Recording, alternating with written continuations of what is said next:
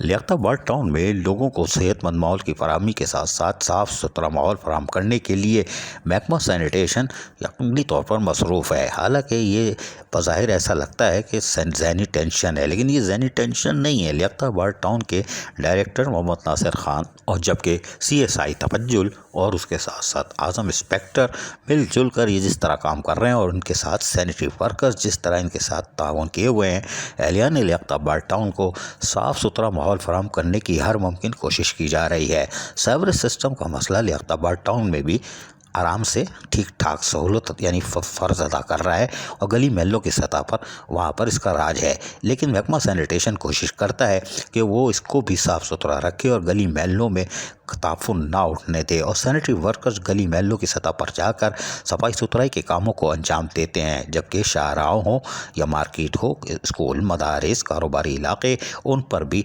Director sanitation Liaquatabad town Mohammad Nasir Khan की भरपूर तवज्जो है ताकि एहलियान लियाकताबाद टाउन को एक साफ़ सुथरा माहौल फराहम किया जा सके। अजीज़ आरिफ, KBS वलयती न्यूज़ कराची। ऐसी ही खूबसूरत वीडियोस फ्यूचर में हासिल करने के लिए रेड बटन पर क्लिक करके और बेल आइकॉन को प्रेस करके हम सबके सब्सक्राइबर बनना मत भूलिए।